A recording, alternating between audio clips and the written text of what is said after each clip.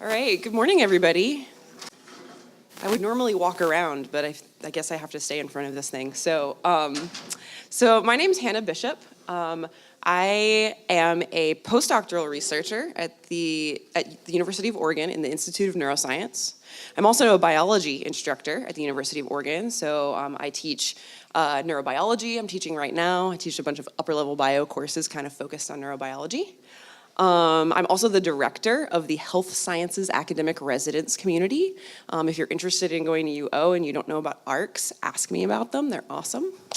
And I've been working to help organize the Undergraduate Research Symposium now for 4 years. So I'm part of the planning committee that organizes it every year. And the symposium is just getting bigger and bigger each year. It's really exciting. So the symposium brings together students from across the UO and now Lane campus in all majors. We have students that represent every single major on campus presenting work that they've done at some point in their undergraduate education. And we like to stress that the students that are presenting at the symposium are presenting oftentimes work that they're in the middle of. This isn't necessarily, their capstone project where they've completed their senior honors thesis or something and they're presenting it to the world. There's lots of students there that are in the middle of doing research, of doing a project, and they present that work as well. And there's a number of formats that students can present their work through. We have oral presentations, so students will give short, about 10-minute talks with about 2 to 3 minutes for questions at the end of the talk. And we have several sessions throughout the day, starting in the morning, going till the evening of these oral presentations. We have a big poster presentation, a big poster session at the end of the day. And we have literally hundreds of posters in the giant ballroom in the EMU at UO. And it's really fun. You can walk around and see the kinds of work that students are doing at the university. Again, in all different fields, in all different majors. And then starting last year, we added a new presentation style that we called data stories that Jonathan is going to talk a little bit about in just a minute to give you more information. But data stories is, to give you the short version, is a presentation style that's shorter than oral presentations. And it's really focusing on each student's journey with their data. So it's less about results. A lot of the people that presented data stories don't yet have results. They're still working with their data and they're sharing what it's like to work with that data or what that data looks like, things like that, how they collected the data or how they might collect the data. Maybe they haven't even fully collected it yet and they're still in the planning stages of that. And so again, this is another type of, another style of presentation that's really amenable to work that isn't quite complete yet. And we encourage that. It's so great to present your work even before you've completed it because you can get a lot of really good feedback from people who happen to walk by and happen to come to your oral session and hear it, or happen to come to the data stories and hear it and ask you a really good question that gets you thinking about it. So again, the symposium is just growing. It's getting bigger and bigger. It's a day-long event at this point. This year, last year was the first year that we partnered with Lane, and we actually had 2 students from Lane Community College present their work at a poster session. So they presented a poster along with all the other students at UO, and it was really great. We also have vans. So myself and one other person will be driving vans from Lane to the symposium this year, to UO, because we know that parking at the University of Oregon is a nightmare. And so we want to make that easy for you. So we actually have vans to take people over, and we'll be doing that at different times through the day. You'll hear more about that as we get closer. So we want to facilitate folks going, both folks who are presenting and folks who aren't presenting. Come check it out. It's really cool. It's a really collegial and supportive space, and it's a really great opportunity to see the kinds of work that undergraduates are doing at the university. So you can come, earlier in the day, see some of the oral sessions. During the last oral presentation session, we're going to be holding a panel discussion that we did last year. We're going to do it again, and it's a panel discussion about getting involved in research as a transfer student. So if you're planning to transfer anywhere, it doesn't have to be UO, we're going to have students who themselves transferred, and they're going to talk about how they managed encouraged to get involved with research, because a lot of times as a transfer student, you're trying to hit the ground running so you can get what you're doing done and get out and move on. And so it's good to come in kind of with a plan and thinking ahead about how you're gonna find an advisor or a lab or a mentor. And so we have some students who have done just that to talk about their experience and exactly how they did that. So that always happens during the last oral presentation session. It's usually around 3:30 p.m. And then it's about 45 minutes. After that, we have opening remarks where we have some of the administrators at the University of Oregon give remarks. Starting last year as well, we now give out a Undergraduate Mentor Award. So that award happens during that time. And so it's about half an hour of remarks, and then after that we have food. It's a very well-catered event. And we have the poster session. The poster session's 2 hours, and you can just kind of mill around and see what people are doing, ask questions. Yeah, and so if you have any questions about the symposium in general, you can ask now, or I'm gonna be around. So if you have any questions, more specifically, come and find me.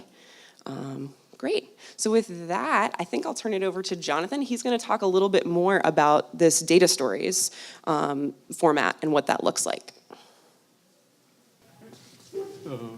Thank you, Hannah. Thanks everybody for being here. My name is Jonathan Cain. I am the head of data services at the University of Oregon Libraries. So I am a librarian, so everyone can just relax. I'm the friendliest guy in the room, et cetera, et cetera. Also, fair enough. Hannah did a really good job of giving an overview of the symposium and data stories. So what we'll do is I'll run through a little bit with a little bit more detail, and then open up the floor for any sort of questions, really get some feedback from you guys if there's any questions that you have. Can everybody hear me okay? All right, cool. All right, so. All right, well. Certainly, I'm just trying to get the video to play, and it did not work. Oh, no. Imagine there's a really great video here. Let's show it at the end. Let's show it at the end. We'll do that. All right. So here's what Data Stories is. It's an opportunity for students to share their process, reflection, their products in the form of data visualizations or just stories of their research work. And I always have the general definition of data. Data is anything, right? So the text that you're reading, surveys that you're doing, data sets that you may be pulling down from the internet to do analysis on. Like I said, text that you're reading or analyzing. It's all data, and we should treat it as such. And so this idea is to open up the concept of working with data and to be data empowered to everyone. For me, it's about the journey. Hannah did a good job of talking about the fact that, it's for works in progress as well as final works. Also, I think a key that we really wanted to drive home when we created the idea of data stories, it's not just, yes, you should, if you have work that's in progress, think about submitting and presenting on that work, but also it's about your work and your process, right? So it's not just have this data that I'm going to do this with. It's talking about your challenges, your experiences, your successes, the process of how you've gotten the data, how you've changed the data, and what sort of impact you're imagining this data is going to have on your outcome. All right? So the data collection methods, tools, yes, but also your personal narrative is extremely important. And I think it's an important part of the process and the feedback process that you get in participating in this. It's open to anyone who's interested. All disciplines are welcome. All methods of inquiry are welcome. All data types are welcome. So we hear about data all the time. We used to hear about metadata a lot more all the time. But when we hear about data, we think of huge amounts of numbers or location data or GIS data, right? All of that is true. All of that is welcome, and we want all of that. but we want to make sure that the tent is as big as possible. And so that anyone who's doing any sort of research, anyone who's doing any sort of analyses or critical analysis has a platform to share that work and not only share their work, but share their experiences and encourage other people to participate in that process as well. So, what makes a good data story? So what is your inspiration in guiding your research question? Why does this data topic interest you? What's that impact going to be? How will you access this data? What analysis have you done? Or what sort of analysis do you anticipate doing on that data set? What software or tools are you using? What methods? And how do you anticipate this experience will help you in the future? Like, if you can run through all of these sort of things, I think you have a really great data story. You don't have to hit all of them. I just think that in my idealized world, that's everything that's there. All right. So they're evaluated basically on those metrics that I gave you. You know, what's the research question? What is your narrative? What is your anticipated impact, and how do you convey that information to your audience? So to submit is a really simple process. You'll need an abstract title, max of 30 words, and an abstract body, max of 100 words. All right? And you want it to be accessible to everyone, right? Someone who's not reading in your discipline should be able to understand your abstract and your title and really convey what you're talking about to a general audience. What did I forget to put in the slides? The actual length of data stories. We're shooting somewhere between 5 and 10 minutes for presentation. There should be some sort of visual to go along with it. It doesn't have to be a data visualization, but something that conveys the story that you're working with. And when we get the video up and running, you'll see a great example of someone who was using imagery, not even their own imagery, to convey the story of their process that worked extremely well. Hannah knows the details far better about dates, but, and I think these slides will go on the video that they're recording. The link to where you submit your abstract is here, and of course the actual date of the symposium, 16th of May. So here's the website to learn more about the process and the symposium and data stories. And of course, I am happy to take any email questions that people may have. If you are thinking about submitting a data story, I'll just go ahead and say go ahead and email me, and I'll be happy to work with you to build out whatever you want to work on. I am also going to do this because she is not here. My partner in crime, Christabel, her email address is there, and I know that she is open to receiving emails from people who are interested as well. All right, so no big finish, but I'm happy to take any sort of questions that anyone has. Yes? Data stories only used with you as well, or are they used at another school or their transfer? So I'm not sure how to answer that. So the concept of data stories is not unique to the University of Oregon. This is totally extracurricular outside of grading, but this particular way that we've done it is kind of unique to our symposium.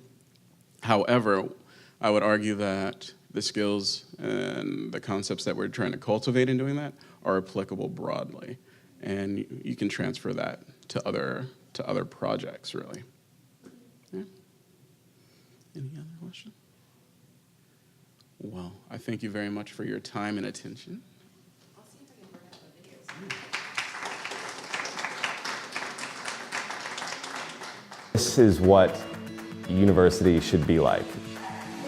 It was just an insane maelstrom, just marketplace of ideas. Everywhere you look, there's something new, something that somebody cares about and they want to share it with you. And so that was really exciting for me to be in that atmosphere. The Undergraduate Research Symposium is an event on campus where students from all majors, all colleges come together to share the work and the projects they've been working really hard on through their academic career, through their year, and that can be through a poster presentation, an oral presentation, a creative work presentation, or a data story. We have a lot of people present at the symposium that are in the humanities, or in social science, or even doing research in like art or other creative fields. We had some music majors present their research in the form of pieces that they performed. So you can really think about research in a lot of different ways. It is a really fun experience for anybody to be able to feel that they can also ask and answer questions, and that's the space where people can go and listen to you and give you feedback. That's the best part about an undergrad symposium, is that everybody around you is pretty much doing the same. They're asking questions and they're having people listen to them. So your research as an undergrad, it doesn't have to be completely finished. Even when you apply, even when you present, your research can be in progress, and that's often great to be able to get questions asked about your research, maybe answer some of them, maybe leave some of them open-ended. I found the application process fairly simple. It didn't take me that long. It was, I think, maybe like 30 to 40 minutes max. The main thing is definitely the abstract portion of the application, because other than that, it's just kind of filling out where do you do your research, who do you do your research for, and then you submit your abstract. And so that's the main portion of it. By reading your abstract, you want to know what's your methodology, what your research question is, like what's your focus, why it matters, and then also kind of what your findings are. So basically, as you work to incorporate those, but you want it to be as concise as possible, there's a lot of ways to kind of do that, and there's not really one size fits all. And we also do abstract workshops with Assure to help people work through that, just to make sure it's concise and includes everything that you want to include in an abstract. The symposium is super awesome. It's what we're here for. It's gonna make you glad you did it, and it's well worth the application. And I just really felt like part of a community. And people don't always feel that at college or in our society, and so it was really fun to have that experience and to be able to contribute in that way.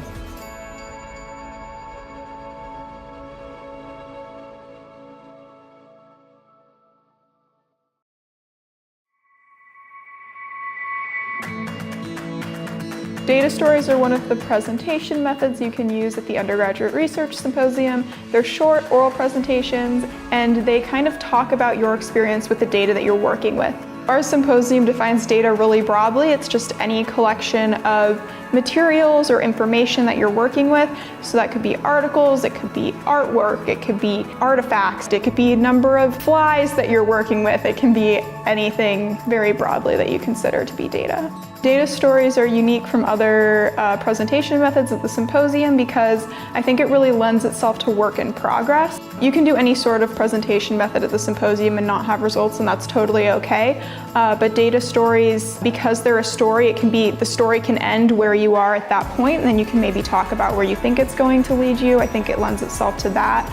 They can have a visual accompaniment if you want it to, and it can kind of include whatever you want it to include. There isn't like a harsh outline of what your data story needs to be. It's just a reflection of your experience and your working with the data. So I think it helps you communicate to an audience, a more general audience that isn't specified in your field, about your data. I think that's a really valuable part of the data story.